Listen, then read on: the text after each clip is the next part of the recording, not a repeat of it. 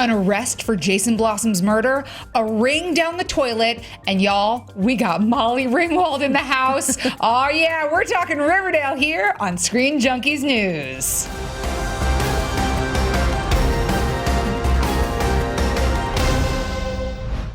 Oh, it's our happy time of the week. I am here with Miss Roth Cornett. Guys. I wait the whole week for this, you guys. I'm so happy. And I think we should open up like the Betty and Veronica gif. Oh. We got to practice, but yes, I'm so into it. But you get the idea. So we had a little time off, which was awful, and now we are back in it. And this week really set up a lot for the penultimate episode next week.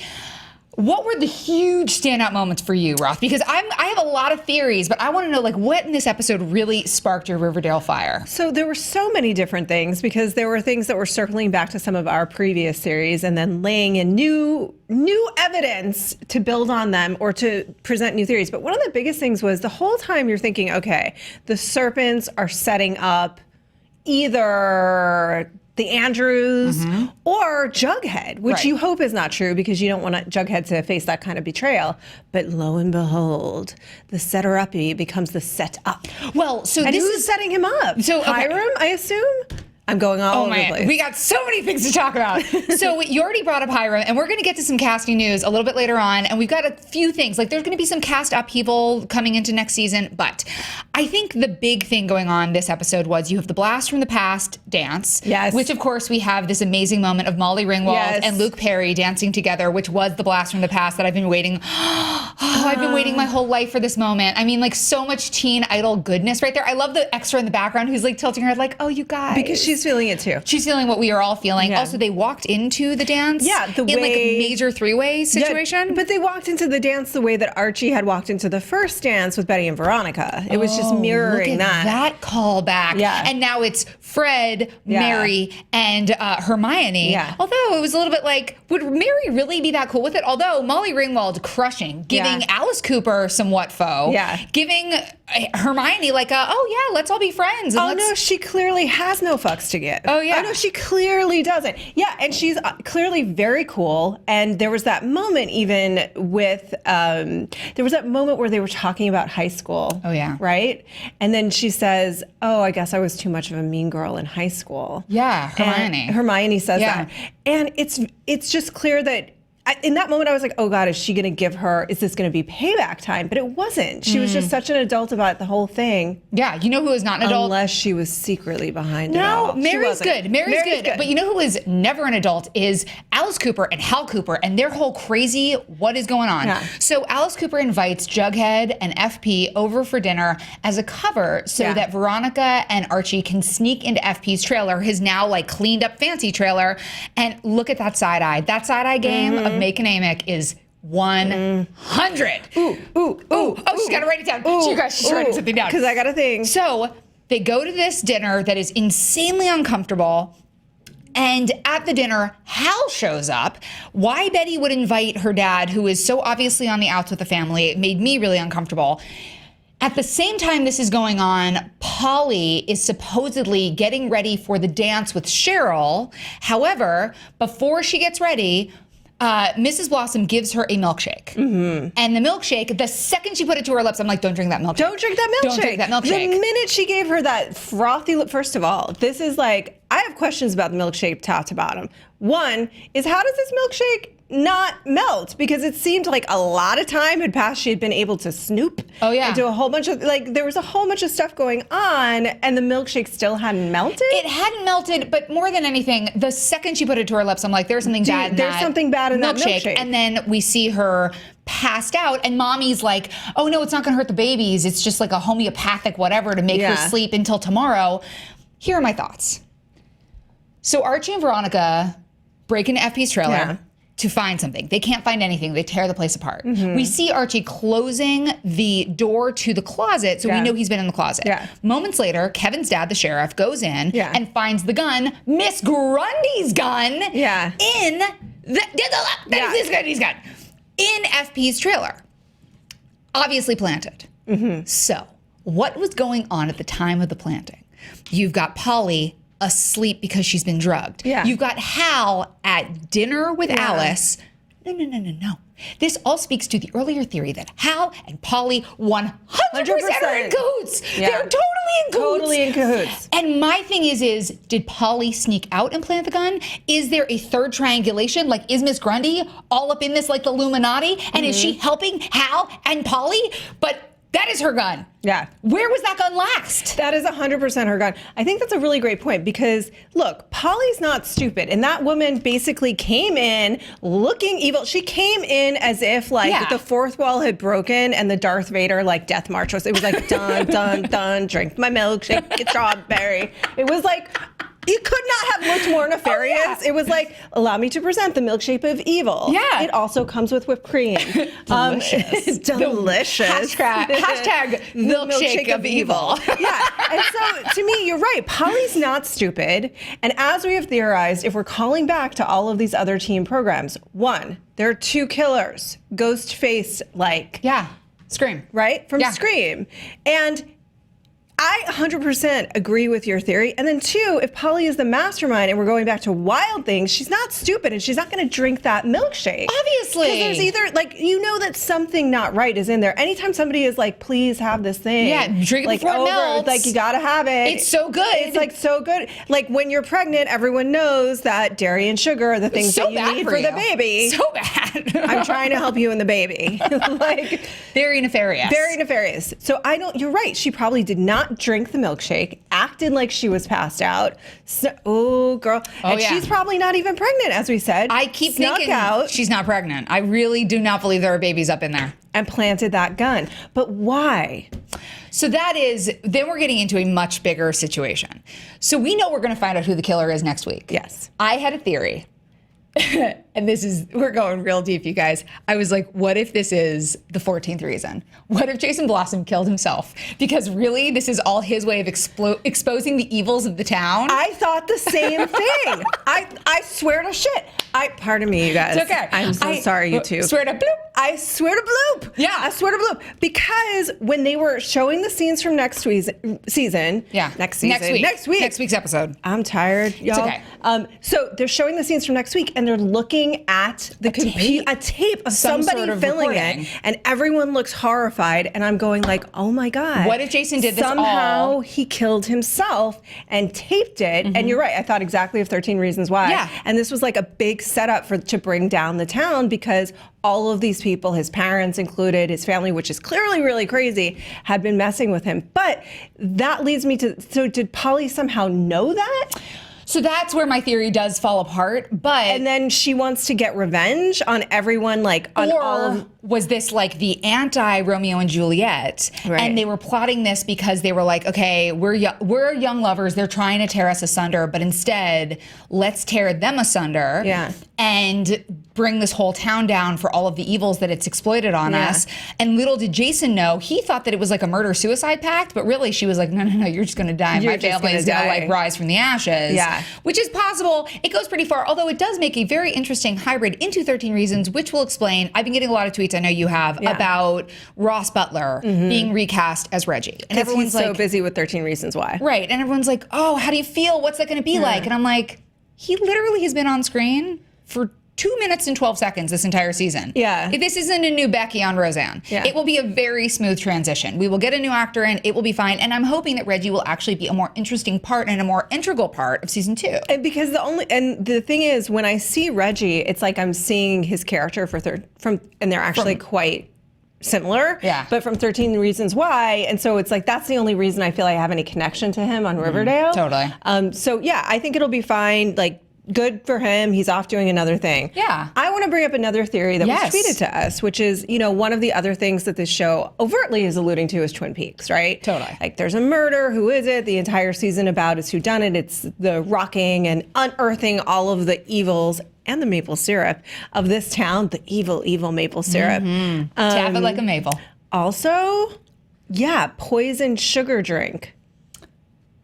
Whoa. Poison sugar drink. This one. FYI, we got some tweets letting us know that the cash value, that the value of maple syrup is actually as high as we had alluded to it being. It's crazy. Yeah. It's like, it is literally Per barrel. oil. It is like sweet, sweet oil. Yeah. Yeah. So anyway, in Twin Peaks, Leland Spoiler for Twin Peaks if you've never seen it. If you've never seen it, you had 2 here decades. Here are my David Lynch earrings to tell you should immediately be going seeing. It's on Netflix. And getting ready for our next recap show, A Damn Fine Cup of Coffee, for when Twin Peaks comes back on. Anyway, so Macon Amick was obviously in Twin Peaks. Leland, who was her father, Laura Palmer's father, ended up being the guy who did it in Twin Peaks, right? And his hair turned white overnight. Oh, yeah. So we get this look at Clifford Blossom with a shock of white hair. So thank you to that shout out. And Cheryl says there is a legend, like you said. And then we see all of his creepy red wigs, which we also saw, why he's covering this whole thing up. So we got another tweet about what if Jason Blossom wasn't actually a Blossom? What if he was like an adopted son? I don't think that that's the case. I think he genuinely is their child. Although I will say this, when they were talking to Cheryl about we should have been grooming you because you sort of like you have the stomach for it. You have the stomach for what this family is all about. I assume that's not only being ruthless and weird in business, but also some kind of like they're tied into some kind of criminal activities. But also there was a piece of me that was like, okay, again, with the red hair and the need for everyone to maintain this genetic link, like, is there some kind of inbreeding happening? And that's the actual link to Twin Peaks, because that's the thing is like, is it the incest link? Not that he did it. Well, that's interesting. Well, we've always said that there's like an incest is best situation going on over there. Now, I have a question for you because we see Cheryl and Polly fighting over the engagement ring, Nana's ring, that Jason gave to Polly. Why was the ring back in the house? Why didn't Polly have it? And how did it get back? I mean, she kept it. What do you mean? How did the ring get back in the house? So Mrs. Blossom. I think they were telling the truth. Oh, you do? Yeah, I do. I think that they were telling the truth and there was a fight and she threw the ring. Wow. Yeah, I mean, twist is that if they were telling the truth, right? That would be the twist. Because she legitimately seemed devastated. Cheryl or Polly? Polly. No, not Polly. Mrs. Blossom. Oh, that the ring. Sure. Yeah. She legitimately seemed devastated, and I think that they're being set up so much as overtly evil that there's no way they actually did it, right? Sure. I think she really is devastated by the loss of her son. And set up FP, who obviously did not do this thing. And what's great is next episode we're going to see all of the gang. But why set up FP is my question. Well, so he always said that his insurance policy was, remember with Kevin's boyfriend, Joaquin? He said that the jacket and all the stuff they had from the car was his insurance policy. So he kind of knew that people were going to be after him. So I feel fairly certain that it will be okay. Hold on. This is another thing. You've got another thing too? I do. Okay. Kevin is driving me crazy. Kevin, literally there is a moment in the show where Betty walks up to Kevin and asks him a question, and before the man can answer, she sees the answer and walks away. And then later on, his only real thing is, they're like, somebody else comes up and says, where's somebody else? And he's like, you guys should wear GPS devices. And then he has this really nice moment with Joaquin where he's like, I've never been to a dance with somebody I liked before. I've only hooked up with closeted boys. Kevin has been given nothing to do on the show. Nothing. I do not believe that Greg Berlanti would greenlight a show that has a super token gay character like this. Something's going on with Kevin. Something is going on with Kevin. Kevin is the sheriff's son. Kevin and Joaquin have something. Kevin is, I don't think he's the criminal. I don't think he's the villain because I, again, don't think that Greg Berlanti would do that. However, when he talked about hooking up with closeted boys, I'm pretty sure that one of them was Jason Blossom. Yeah. For sure. Oh, no, for sure. Jason Blossom. And this is what I'm saying. Like, that family is so screwed up and it's so dark and twisted. I mean, if you think about how dark and twisted Twin Peaks was, especially for its day, right? That was the end reveal, that this girl had been, again, sorry, spoilers for Twin Peaks, that this girl had been molested and abused her whole life by her father, right? Who was this pillar in this town.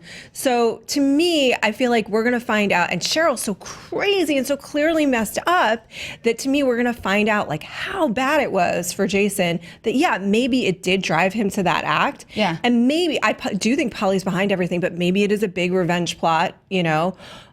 Or like FP is tied into Hiram, but he's also probably tied into the Blossoms. You know, he's probably a linchpin, and to like put the fire under him and to actually put him in jail is maybe the thing that she or they are hoping will open him up, like force him to call out the bigger people. Do you know what I mean? So you catch one fish to get the bigger fish. Oh, that's because very it's going to force him, because in order to get immunity and to get out of it, he's going to have to reveal what really happened. Ooh, girl. So we know that next season we're going to get Mark Consuelos coming in as Hiram Lodge, which I personally... Which means he's getting out of jail, by the way. Yeah. Oh, look at that. Fache. The only thing that makes me really sad about this is I loved Pitch, and I think that his casting on Riverdale means that Pitch is probably RIP, which is terrible because that was a great show. I loved Pitch, and I'm very sad to see it go. But Hiram Lodge coming in means that that will be a huge part of next season. We know that Reggie will be recast, which is another big part of next season.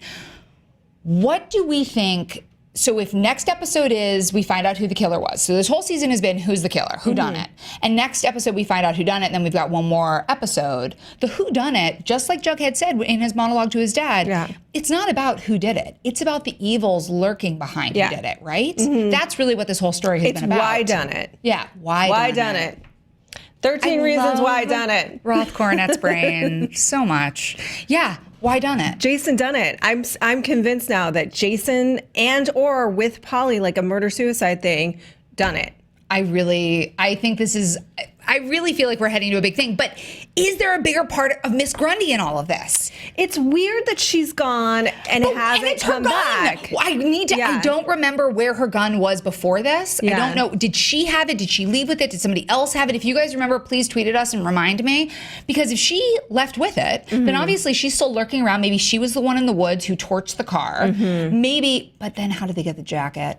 Oh, man. This is why I love Riverdale. Yeah. So much speculation. So with Miss Grundy, she has to be playing a bigger role, right? She not only is her gun, but she is the gun. Like, you don't plant a character like that with so many seeds and don't play it off ever, right? Totally. So something is going on with Miss Grundy, and she's somehow involved, and she clearly was probably trying to get some kind of alibi. Yes.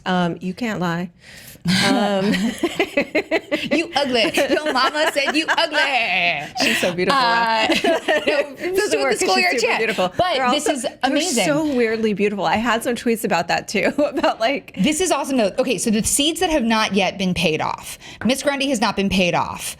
Chuck has not yet been paid off. Ethel, I don't think has been paid off. We still don't know who Jason's killer is. I'm creating my own murder board on this card, by the way, you guys. There are so many. We need a new murder board. Hiram is another one that is like, Hiram is obviously going to be the bigger. Yeah. He's the dragon that we're gonna have to slay next season in season 3. Yeah. But I'm really starting to feel like we've been concentrating. This is a magic act. Yeah. They've been distracting us with murder over here when the truth is maple syrup land grab. Sleight of hand going on down here. This is where we should have been looking the whole time. It wasn't who done it. It was why done it. Why done it. And at the end of the day, it is going to be about this maple syrup land grab. And my guess is that Hiram is going to be getting away with a lot of things by the end of this season, and where that's going to play out next season, because like Veronica said, I don't think we're going to be able to get away from it that easily. So why Miss Grundy's gun? That's either going to play out into she was one of the reasons why with Jason, just another person that was sort of abusing and taking advantage of him, or she's involved.